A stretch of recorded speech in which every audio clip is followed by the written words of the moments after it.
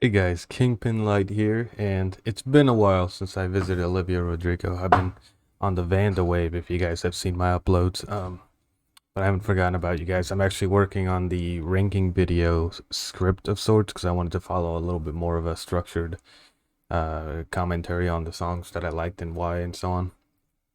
But that's coming. I've just gotten, I'm in the middle of a move and all that, so just haven't had the best of times right now or the most time to dedicate to it, but I'll get to it. And so I wanted to check out this Olivia Rodrigo a short film VEVO lift.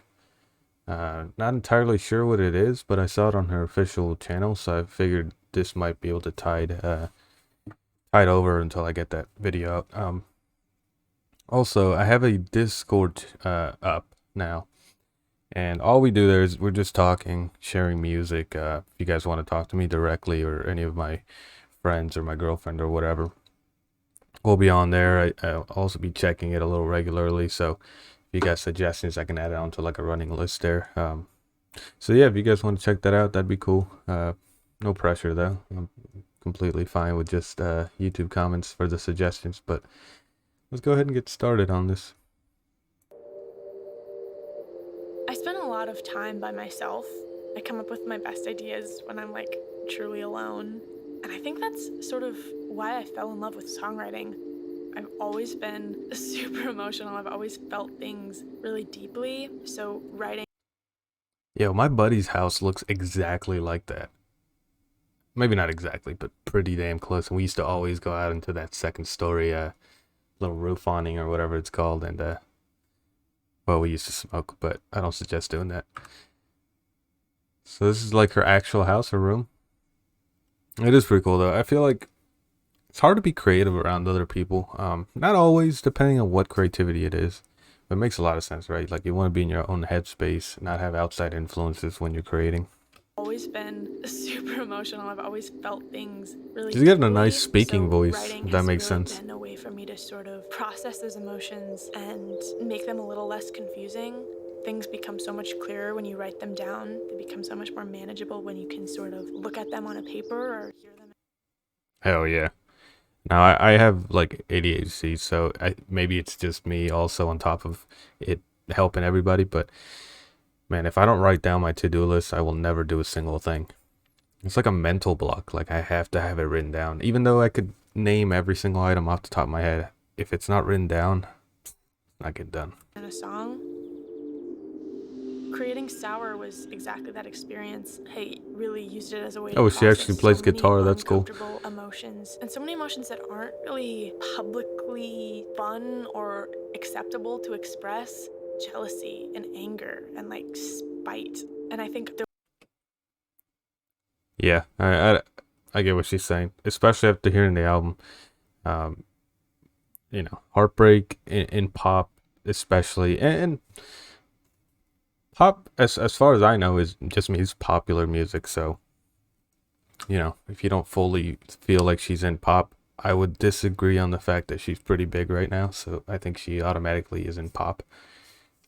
But I think, the big things in pop are always like heartbreak and stuff, but they do it in such a cliche, like everyone knows you're hurt after a breakup. Everybody knows you miss them, you know what I mean? She did express some other feelings that I think came from like a almost toxic sounding relationship, but also just generally speaking, those are just feelings that you kind of go through, almost like the 7 stages of grief. So I do commend her on that. to express jealousy and anger and like spite. But yeah, what other And I instruments think does she there would have play? been no way for me to like Or express if that any any? other way except for songwriting. Some beautiful shots right Making there. music has really taught me how to have confidence in my point of view and my choices. Driver's License is such a my heart on a silver platter song, and all of my favorite artists said this. Once you I like that song in the background. Was that disassociate? Deja Vu, right? Yeah, I remembered. I think it's Deja Vu. I hope I'm not wrong. I'm so confident. And all of my favorite artists said this. Once you make a song, you have to sort of disassociate yourself from it and be like, okay, it's the world's now, and the world can project whatever they want to on it, and the only thing you can do is write a song that resonates with you. That's interesting. I'm never gonna sacrifice. I couldn't imagine that. I put these videos out. Now, I have actually made music in the past, but it was more of an outlet than it was like I hid them all now. Um, but like I make these videos, right? And I mean, shit, I get. And recently I've been getting like 1,000 views, but really I get like 100 views or whatever, right? And I don't really. I don't want to sound like a dick. I don't really care about like too much negative feedback. You know what I mean? Like I got my whole normal life going on. But I mean, if you get negative feedback, you think about it, right? Like it doesn't have to affect you, but you still like take time to think about it. So I couldn't imagine doing something super personal and putting it out there and having literally millions of people watch it. Like I don't know. I do fine where I'm at, and I think I would do fine as my channel grows, like being thick-skinned, so to speak. I'm thick-skinned in regular life. But I think if you're putting something out that's super, super personal, like your exact feelings after a breakup, and then having millions of people talk about it, I don't know, man. I feel like that would affect me. So she's got to be mentally secure or whatever. And the only thing you can do is write a song that resonates with you. I'm never gonna sacrifice writing truthful, authentic, personal songs for fear of what a couple people on the internet are gonna say. That's what I was trying to say. I'm so Damn, hold on.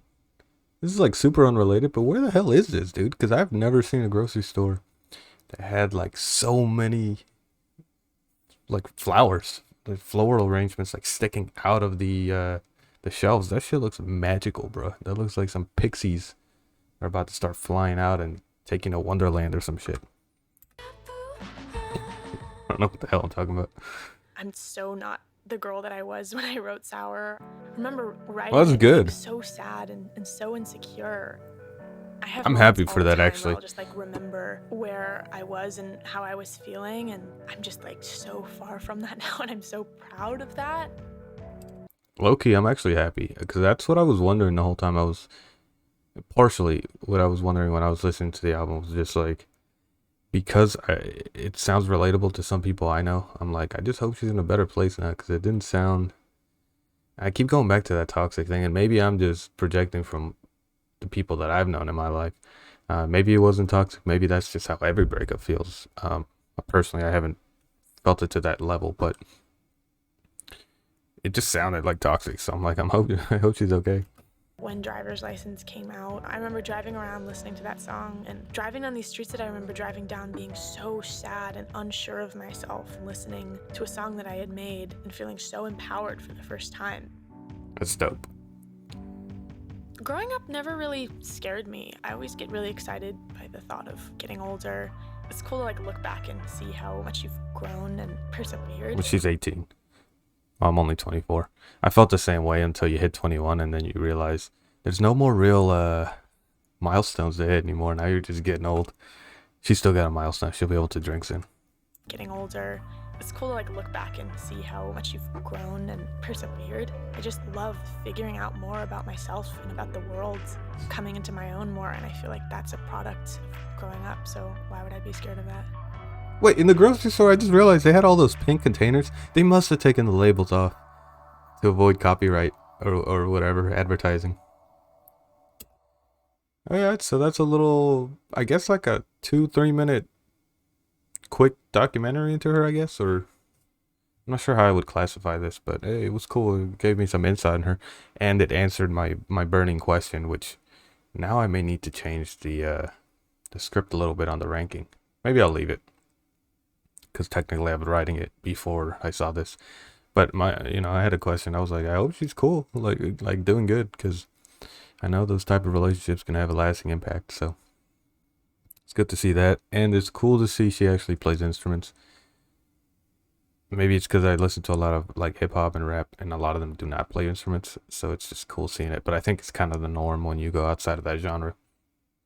Especially punk. Those guys are just like in the middle of the road playing music, Now, so yeah, I know you guys have mentioned like unreleased songs and stuff like that. Is there any other release songs from her that aren't part of the album? I didn't see any on her official album, or I'm sorry, her official YouTube. So if you guys like know exact songs, let me know. And yeah, like, subscribe, and comment if you like this. Let me know what I can do better. And go check out that Discord if you guys have the time. It's pretty cool.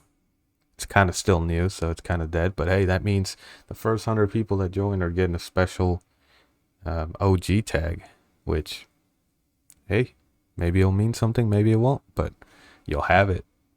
Anyway, I'll catch you guys in the next one.